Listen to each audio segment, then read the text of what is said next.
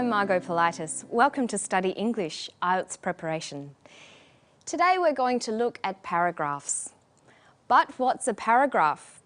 Well, it's a group of sentences that are related and develop an idea.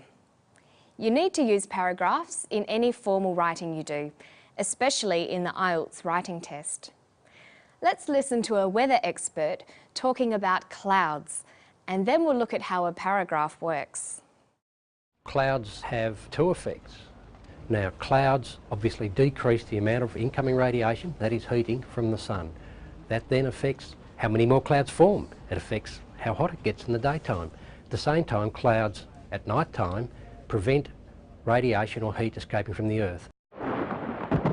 This not only affects temperatures, but it affects the atmospheric systems, the winds, then the humidity, and how everything occurs. Jim Arthur speaks clearly on the topic of clouds. What we have here, when it's written down, is a really good paragraph. A good paragraph consists of three main parts: a topic sentence, supporting sentences, and developing sentences. Let's start by looking at the topic sentence. The topic sentence provides the main idea of the paragraph. It tells us what the paragraph is about. Here's Jim Arthur introducing the subject he will be discussing. Clouds have two effects. Clouds have two effects. This is Jim's topic sentence. There are two parts to his topic sentence. Clouds have two effects. The first part tells us the subject. The subject is clouds.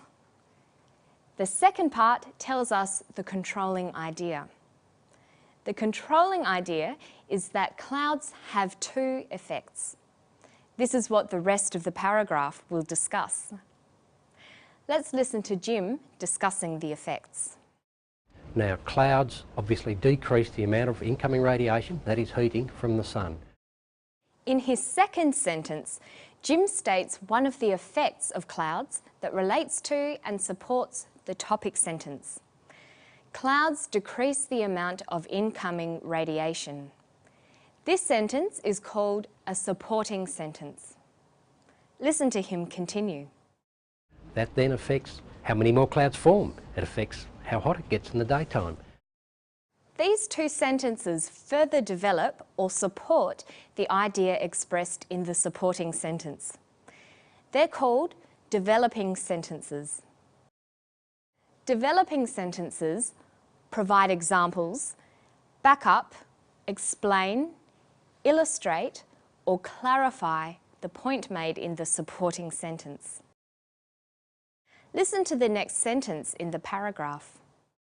At the same time, clouds at night time prevent radiation or heat escaping from the Earth. This is the second supporting sentence in the paragraph. It supports the topic sentence. It gives the second effect of the clouds. They prevent radiation or heat escaping from the Earth. Now Jim develops the idea further.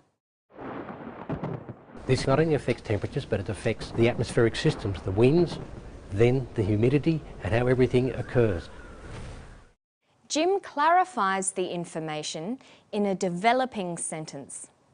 He tells us that clouds affect atmospheric systems, winds, and humidity. Let's summarise how paragraphs work. Paragraphs consist of related sentences that develop an idea. The idea is introduced in the topic sentence. The idea is supported in the supporting sentences. The idea is further developed with examples or clarification in the developing sentences. There are different ways to structure a paragraph, but these basic elements occur in all of them. When you practice writing paragraphs, try to make the ideas clear and provide details to strengthen the points you are making. Also do this when you're speaking. An important feature of a good paragraph is coherence. Arranging your ideas logically will help provide coherence and get your message across. Now let's look at some vocabulary about the weather. The clips we've seen feature a weather expert, Jim Arthur, talking about clouds. He's a meteorologist. He studies meteorology, the science that looks at processes in the Earth's atmosphere that cause different weather conditions.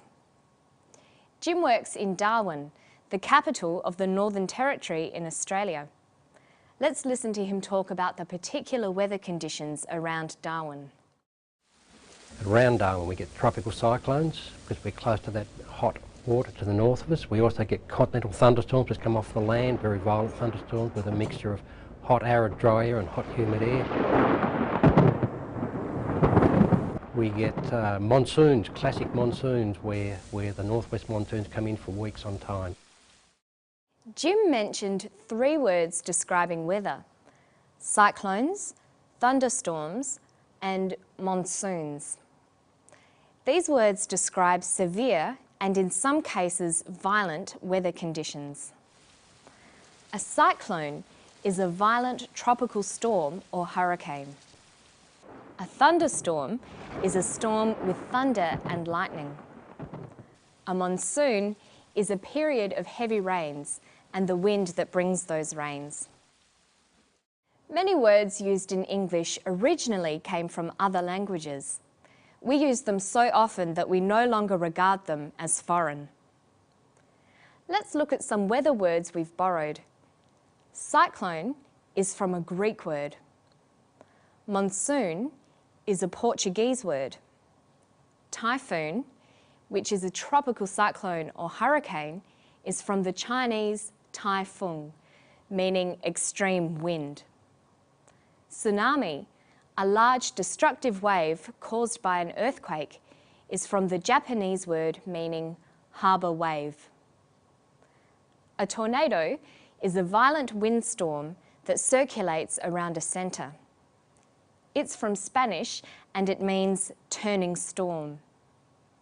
So in our glossary of words belonging to the field of weather conditions, we can include cyclone, thunderstorm, monsoon, typhoon, tsunami, and tornado. Listen to Jim using some of these words. Around Darwin we get tropical cyclones because we're close to that hot water to the north of us. We also get continental thunderstorms which come off the land, very violent thunderstorms with a mixture of hot arid dry air and hot humid air. We get monsoons, classic monsoons, where the northwest monsoons come in for weeks on time. Let's finish today by writing a simple paragraph using our new weather words. The topic is English words, and the controlling idea is that many come from other languages. My main idea will be expressed in my topic sentence.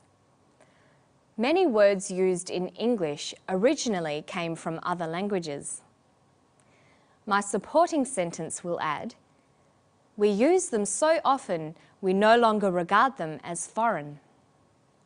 I can use a developing sentence to give examples. Monsoon, tornado, and tsunami are words from Portuguese, Spanish, and Japanese. Lastly, I might finish with another supporting sentence that reinforces the main idea in the paragraph. English is always changing because it adopts new words. I hope you can put your new weather vocabulary to good use in some interesting paragraphs. To find more information and tips, visit our Study English website. That's all for today. I'll see you next time on Study English. Bye-bye.